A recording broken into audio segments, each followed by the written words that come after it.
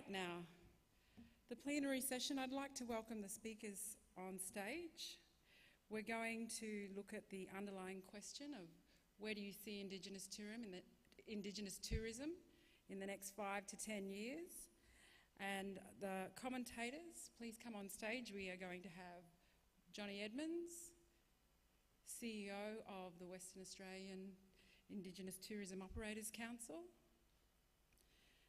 Anita Menderata, our keynote speaker, who's Managing Director of Cachet Consulting, please come up too. Anna Pollock, who you heard from earlier today, speaking on the concept of the conscious traveller. And someone new who you haven't met yet, Marsha Smoke. She's a Canadian Indigenous woman, Aboriginal woman, involved in Indigenous tourism and previous president of PASH Travel. And Neville Polina will also join us. He is the chairman of the World Indigenous Tourism Alliance, or sorry, he's coming as a spokesperson today for the World Indigenous Tourism Alliance. And we're also being joined by John King. Yes, and John King is coming to join us as well, and he is the chair of the ATEC.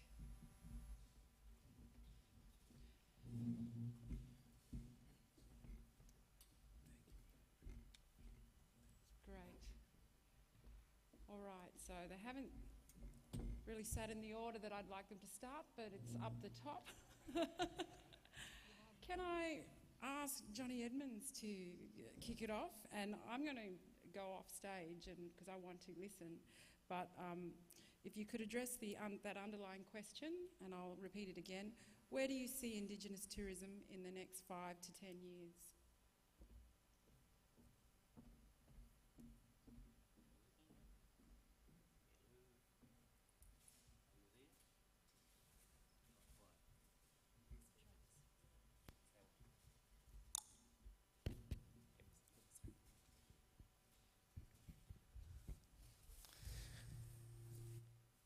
Namaste, kia ora, hello to you all. I think there's a slide coming up, hopefully, which I just wanted to provide a little bit of context for what I want to share with you, perhaps a familiar looking one.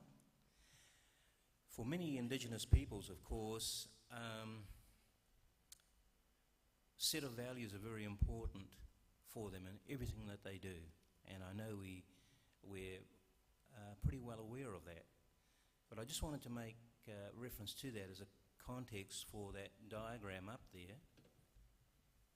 Indeed, partly what it's there to show is, in fact, there are a whole lot of conversations going on between a whole variety of organisations with and about Indigenous tourism.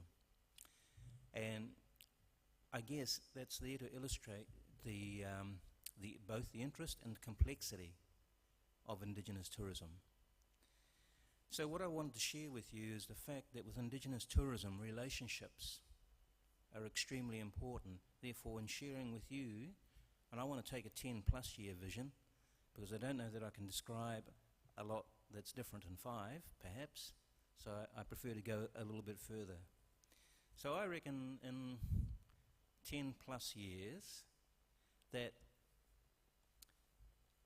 a future vision for Indigenous tourism will be a situation where all peoples and their organisations, they're benefiting from tourism developments underpinned by what I'll phrase, and I borrowed this phrase from another person who's sitting here today, universal Indigenous values.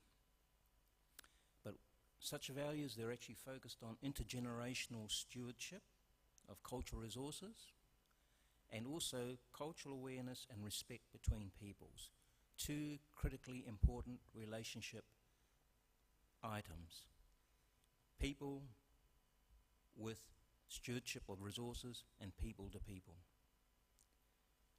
So looking at those 10+ years ahead, everybody should be benefiting from Indigenous tourism.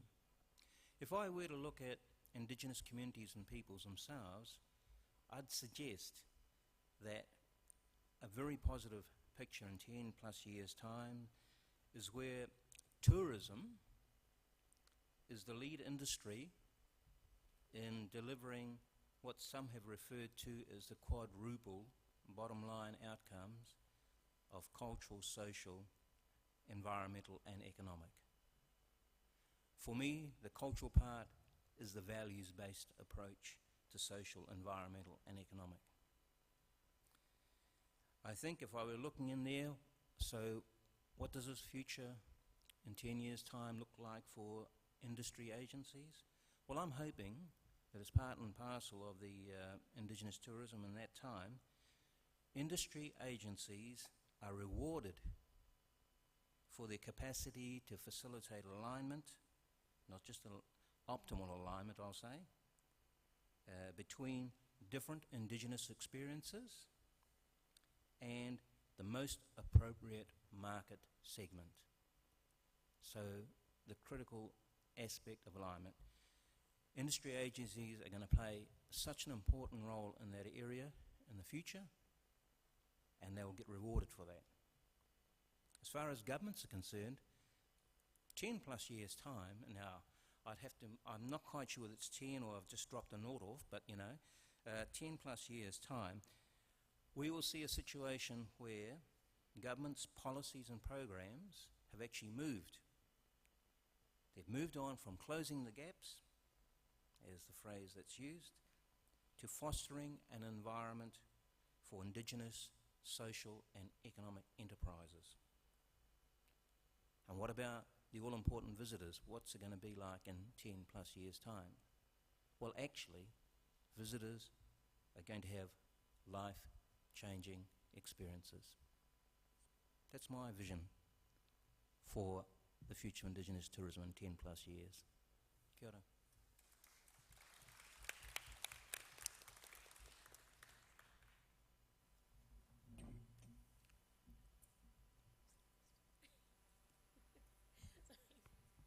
Thank you very much. So we're lost without you. Good afternoon, everyone. And it's lovely to see the retention in the room, because that's always an important indicator of how seriously people take the conference and the continuity of information.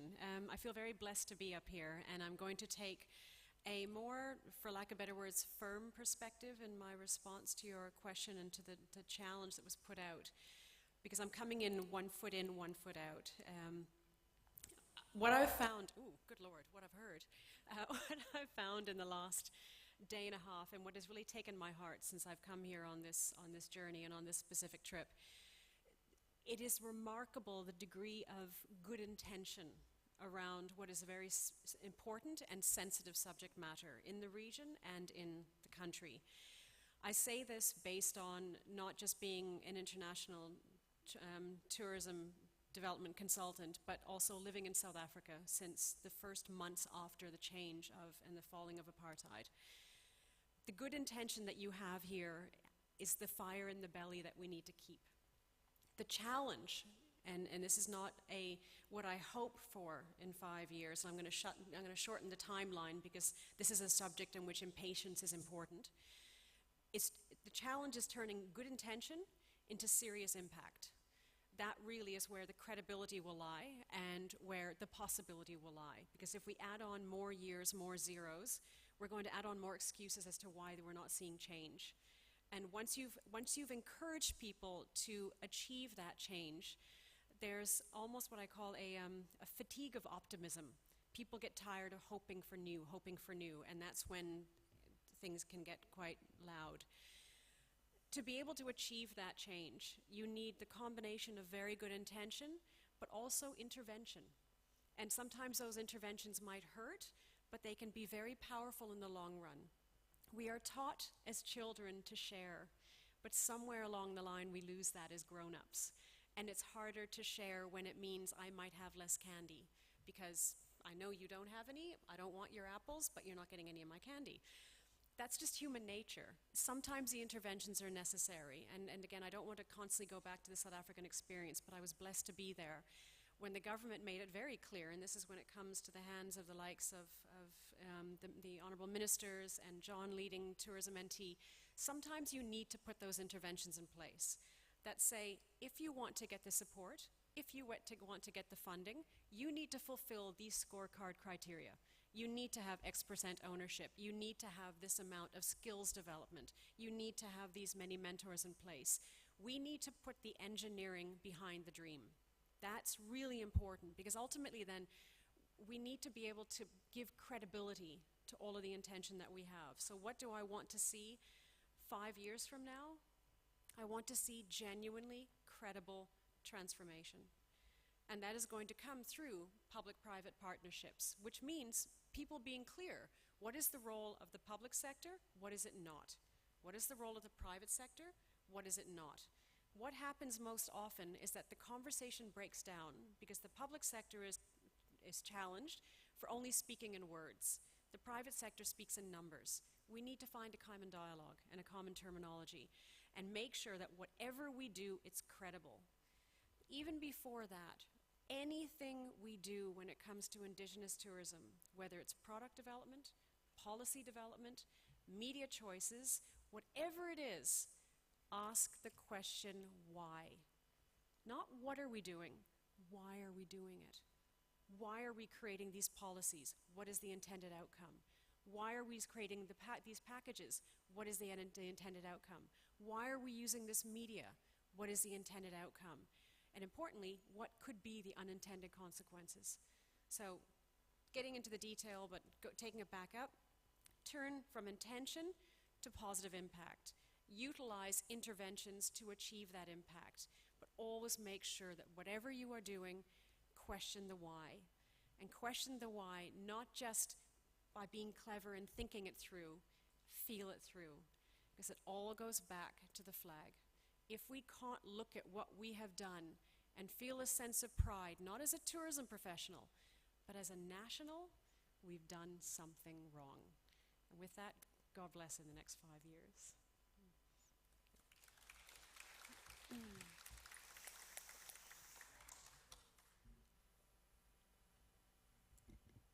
Thank you. Well, given that I spoke well over my time this morning, I'll be really short right now.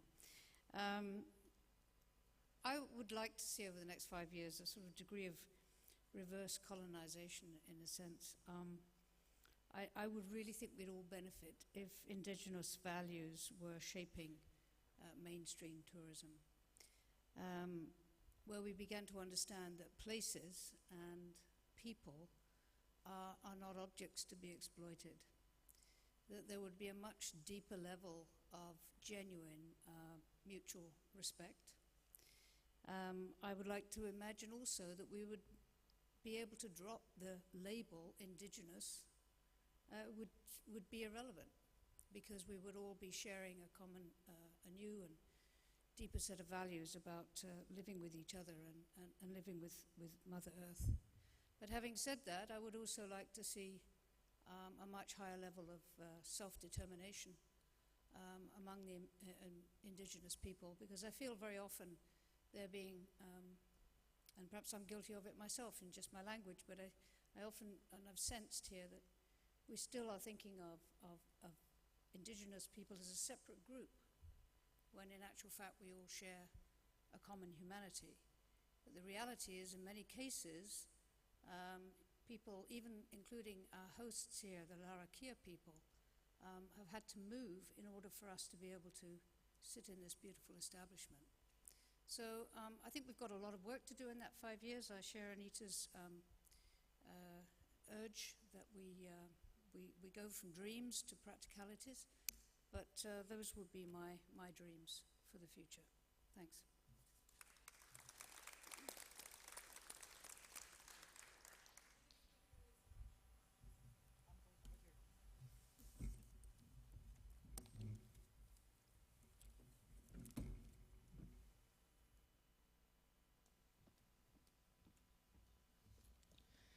Well, I'm coming over here to talk, and I'm just so happy that everybody kept their statement short, because I get to talk a little bit longer, take up a lot of your time. Just kidding. But I do have a prepared text that I wanted to share with everyone. But first of all, Anim Dishnakas Wabshke Kanukwe Good afternoon, brothers and sisters, friends, Mr. Chairman, Madame MC. I would like to begin by acknowledging the Laraki people of this territory, the ancestors, the elders, the ceremonies and sacred gifts that each of us carry. And I would especially like to acknowledge the children. I would like to thank our brothers, Robert Mills, for welcoming us to this land and allowing us to conduct our business in the Laraki territory.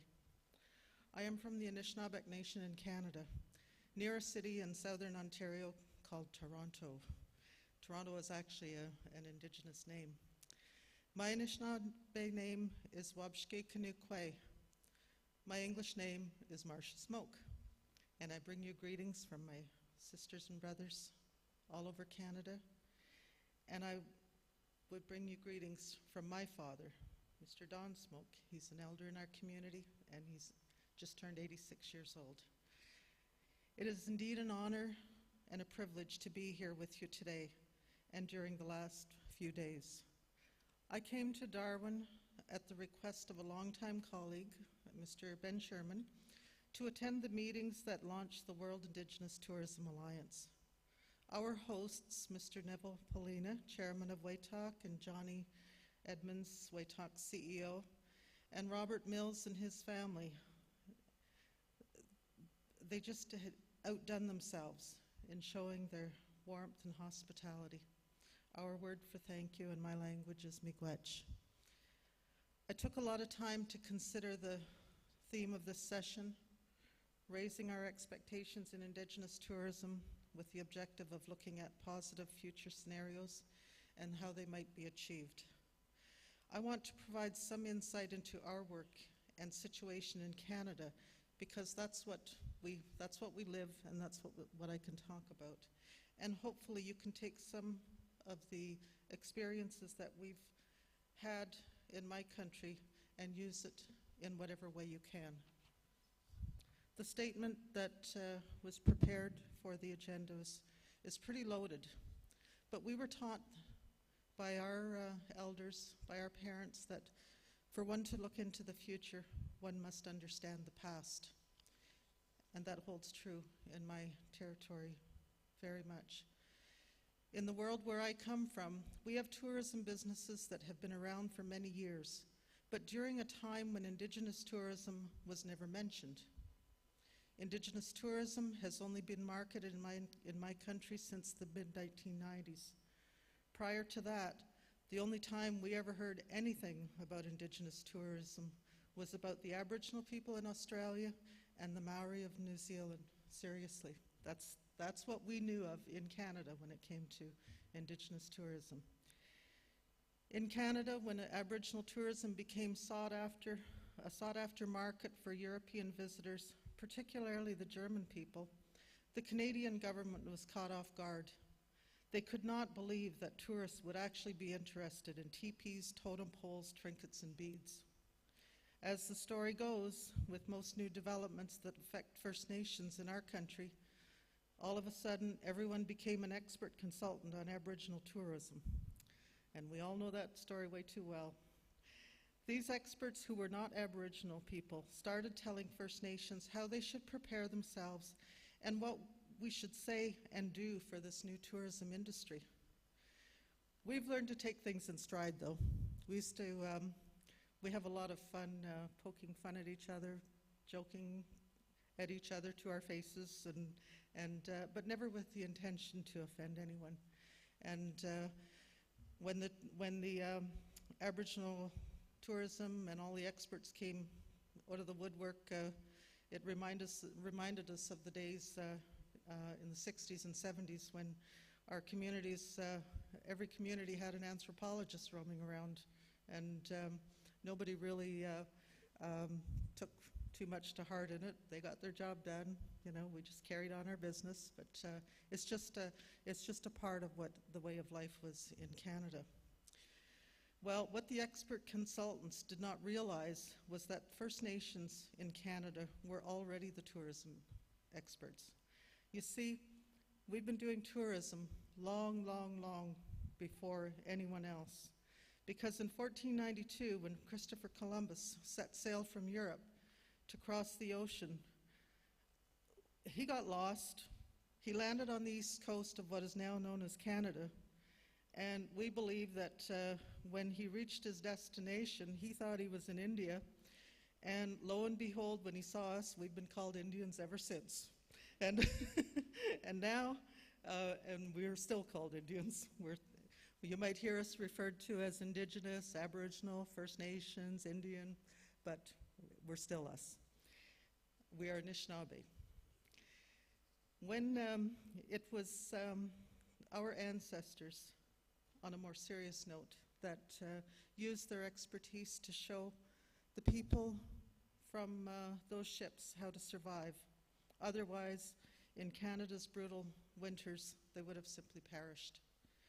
Through history, First Nations in Canada have not been treated very well by those descendants of the people who were saved from those early days of Christopher Columbus. Over time, the European settlers would become the dominant society, and First Nations would be legislated under the 1876 Indian Act that would give the federal government the exclusive authority over the lives of our people. The 137-year-old Indian Act still exists today, and it still dictates how First Nations are treated. When it comes to development, going to the bank for a loan is something people take for granted. But because of the way the land regime was created under the Indian Act, our people are not able to access or borrow money for business to develop on First Nation lands. This has always been a great challenge, to leverage money and to develop an economy, to start businesses, even if it's just a little bit of even if it's just a little bit of money that's needed to start a micro-tourism business.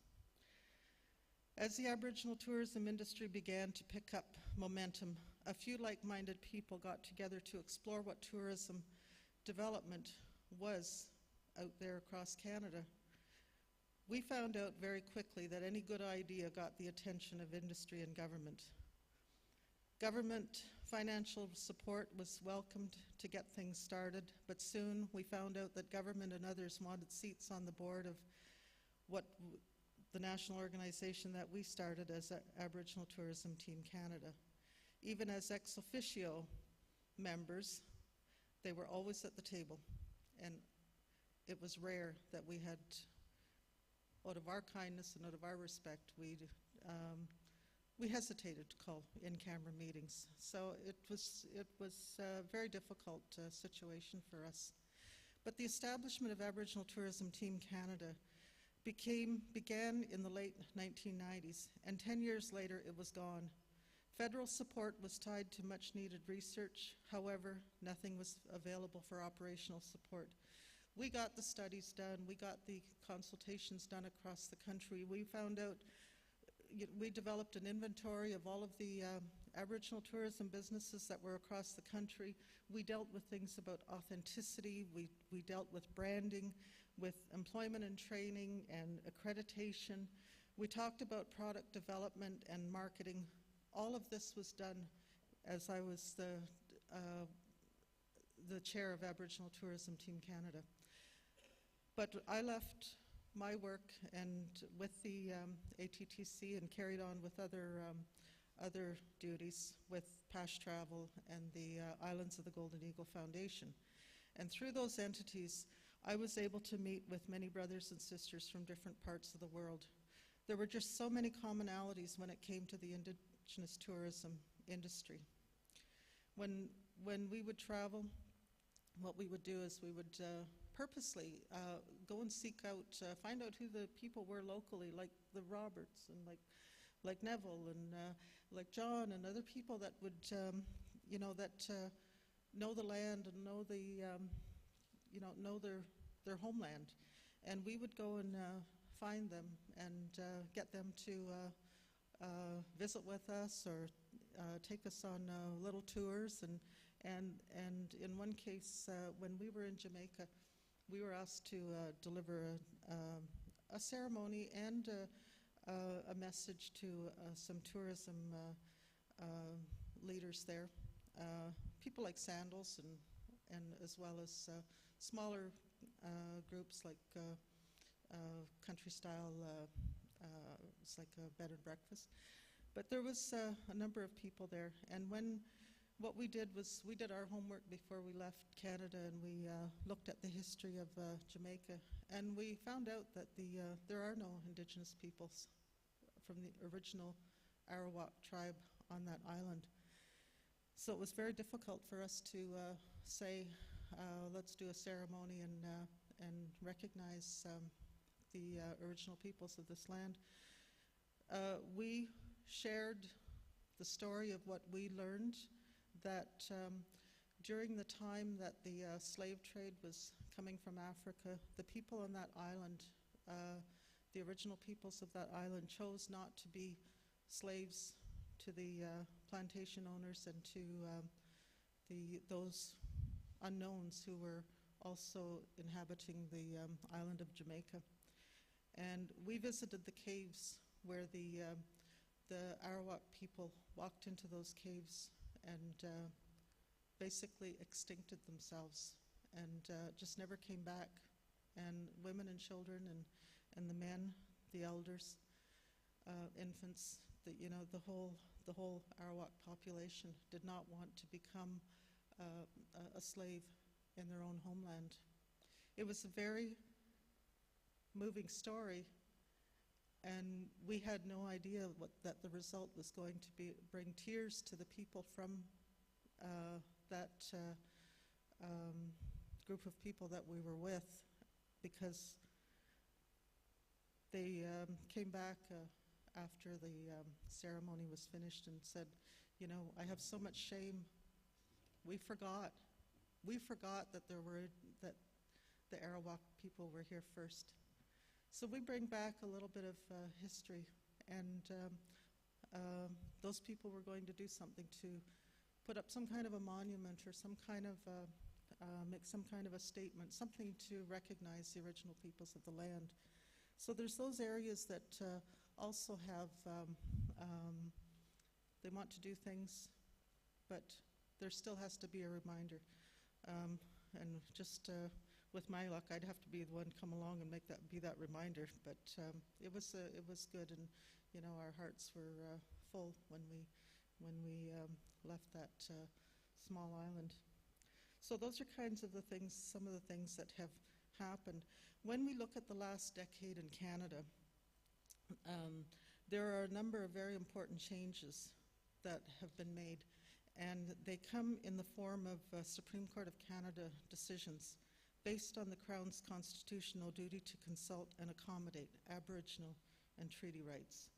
Now, this duty to consult and accommodate is paramount today. It's something that everyone talks about, and what the significance is that the principles of consultation state that the Crown must provide any First Nation potentially affected by a government decision or act of legislation with full information.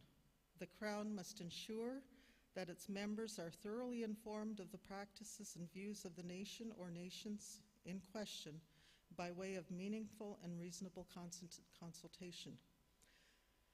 The duty to consult refers to the rulings of the Supreme Court of Canada and many lower court decisions over the last years, stating that the government and private companies have a duty to consult with Aboriginal people whenever Crown decisions or actions have the potentially, and this is where it's really important, where it has the potential to adversely affect treaty or Aboriginal rights.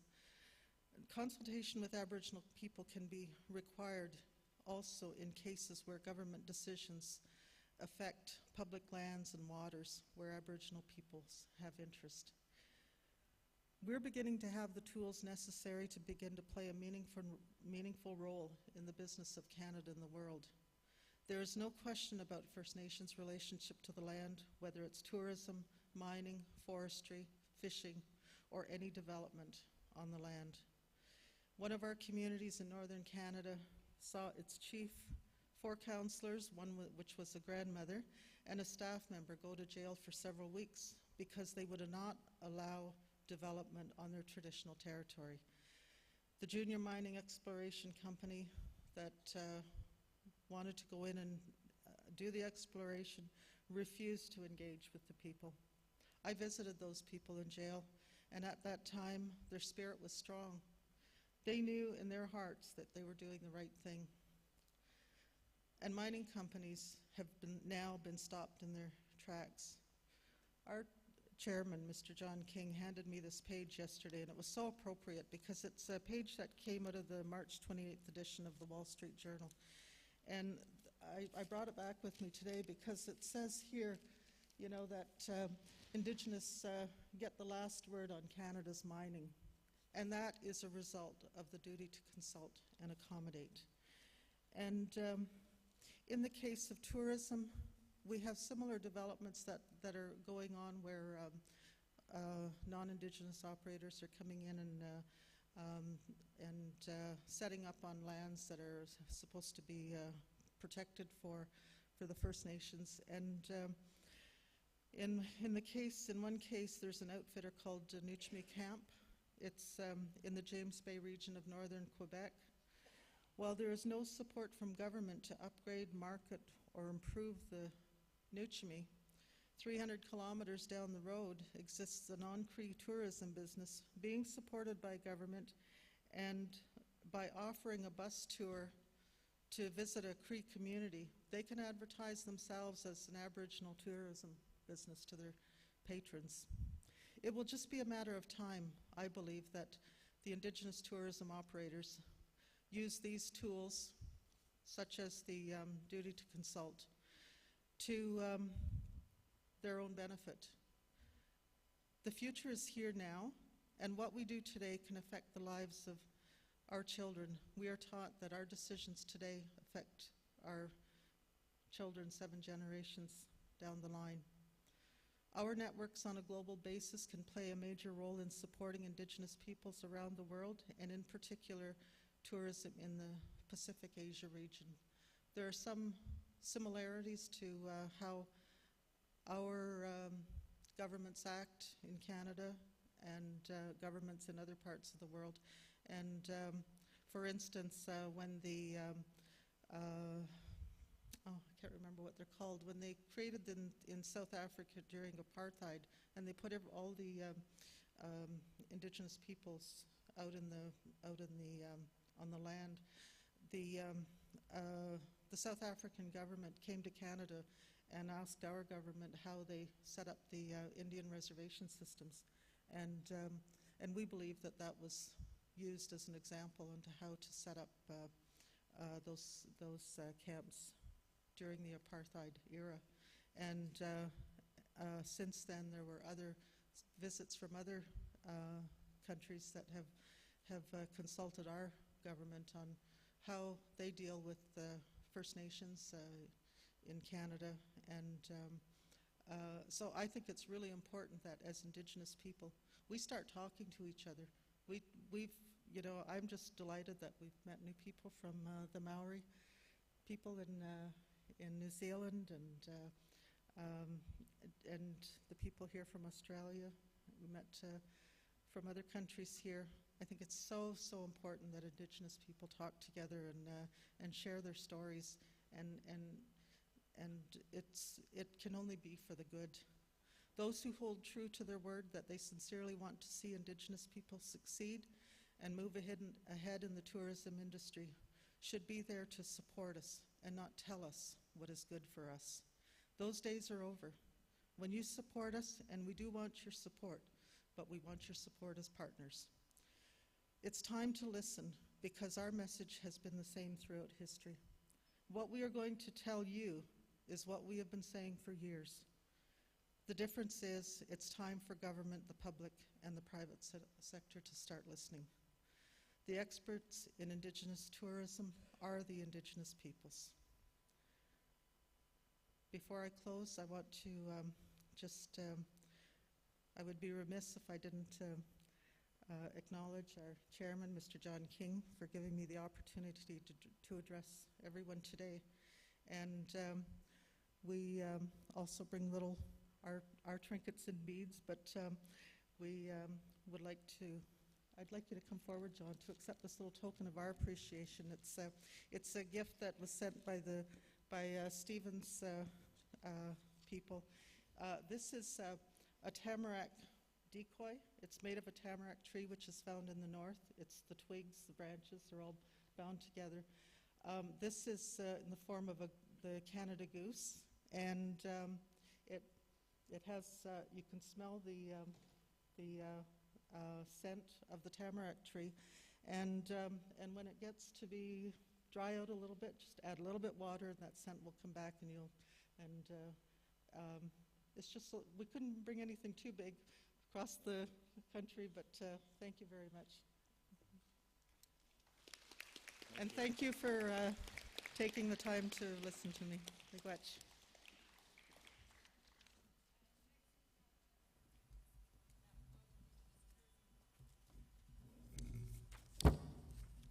Wow, that was thrown on me. Yeah, look, thanks for this opportunity again, the Parter organisation. Before I start, I'm going to keep it very short, but I think I'd like to thank the traditional owners of this land again. I've had a couple of fantastic days here. I've made my family extend, and I want to thank them for the safe passage. I don't get a commission out of Robert, but I just want to say, if you're going to go on a tour here that's in town, that we went for a little walk with Robert and we didn't want to leave him, so if you really want to see and hear about this town of Darwin, that's the man right there. Golly? Yeah. So, where I see Indigenous tourism in 5 years, where I see it in 50 years, I see it same place as today. Unless we in this room make a change, I don't have a 5-year plan. I live by the day. Every day I wake up, wow, what a fantastic day. I'm still alive. So it's another good day above the ground.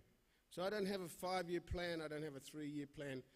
I live by a 20-year plan, And all the plans in between, they mess with my plan, but luckily I'm an Aboriginal and I know how to adjust, you see?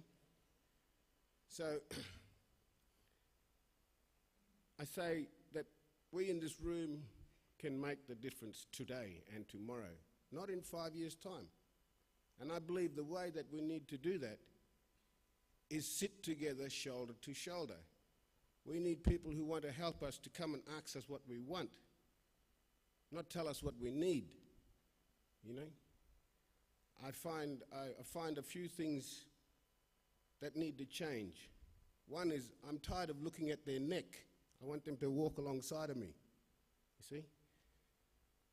This alliance, I see, is good for all Indigenous people, but not only Indigenous people, all people of the world. We didn't make this just for blackfellas. We made this for our world, all of us, so that we can live together, understand each other, and appreciate each other. But we get these little things that we have to do on our own because we are tired of looking at your neck. And that's why we create things like WAITOC and the Alliance and stuff like that. And that's why I say, we can make the change today, not in 5 years. In 5 years' time, I'd like to see, oh God, what I'd like to see you wouldn't believe. But yeah, I had to think about that and I thought, nah.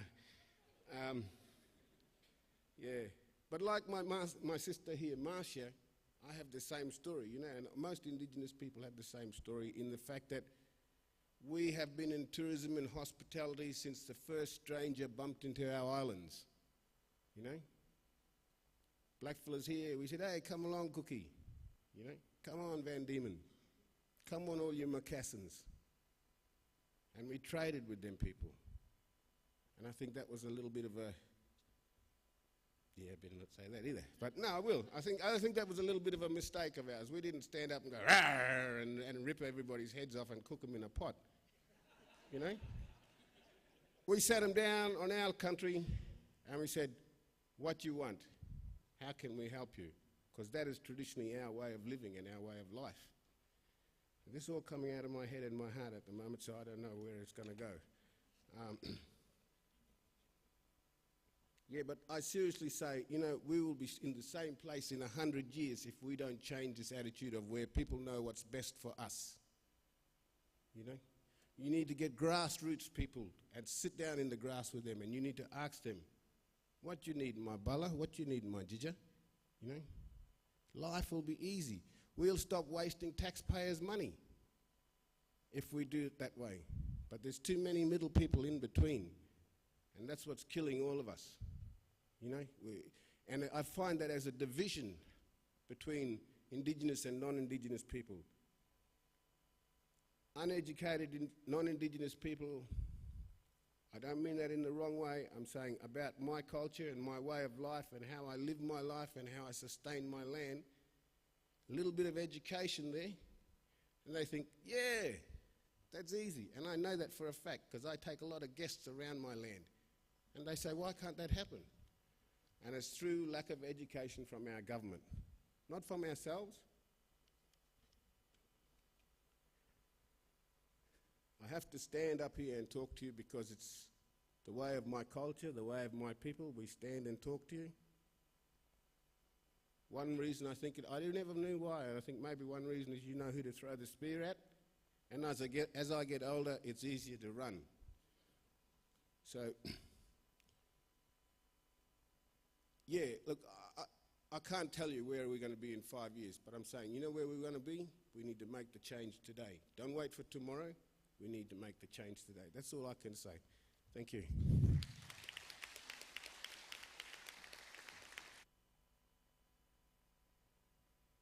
I'm going to pick up the theme from Neville because before I give what I see as the position and vision for Indigenous tourism, say in 10 or 15 years' time, I too see the need for a number of things to happen, to occur, for that vision to arise.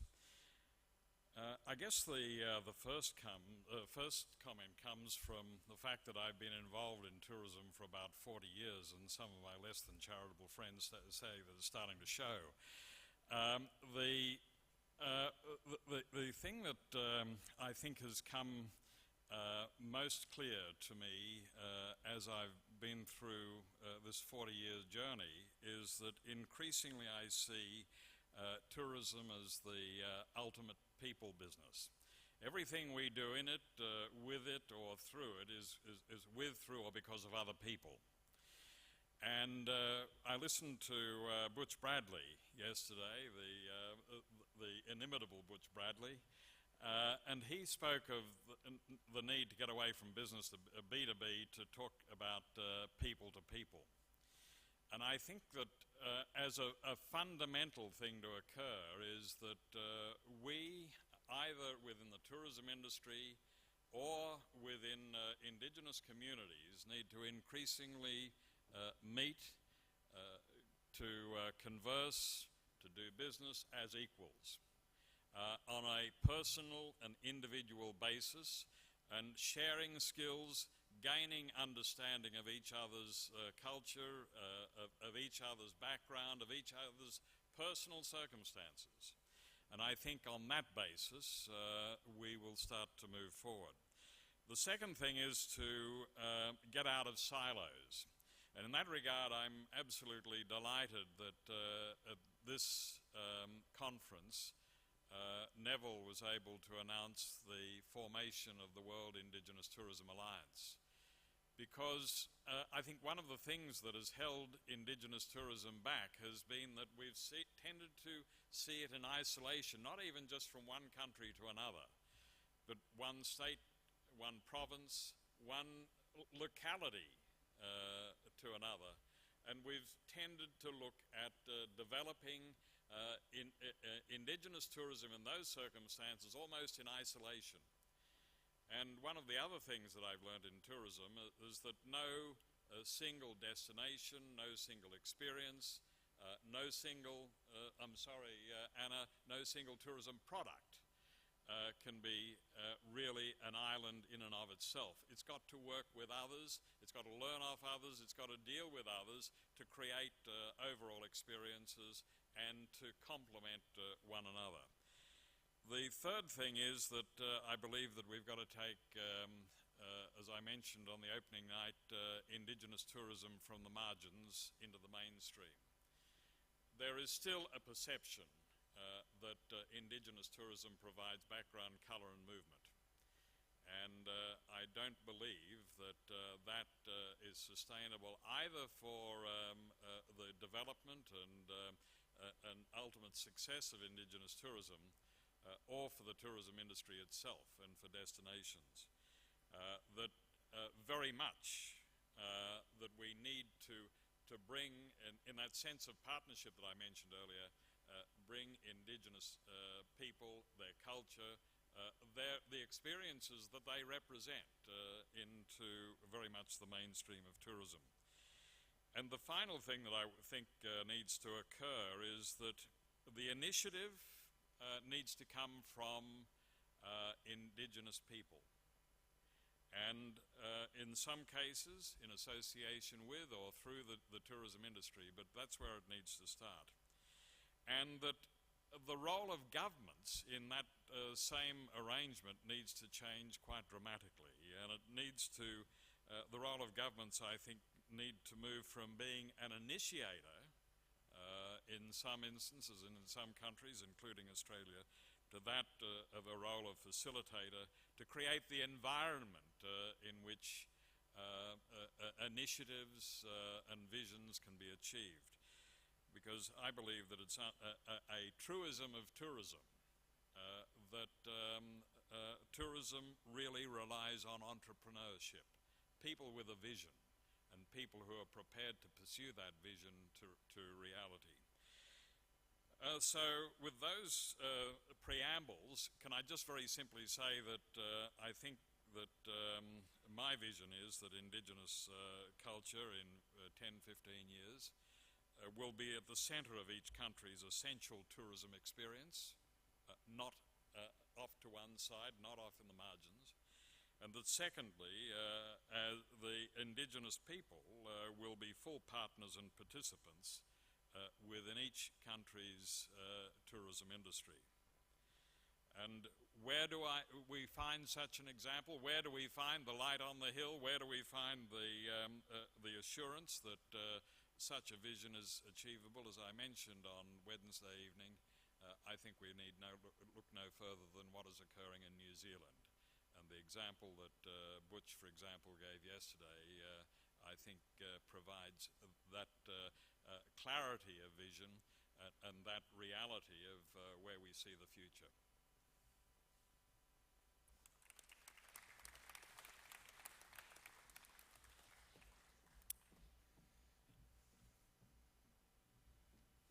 Thank you very much, panel. And we've heard a range of insights, and on behalf of the committee, I would like to present something from Neville. Thank you.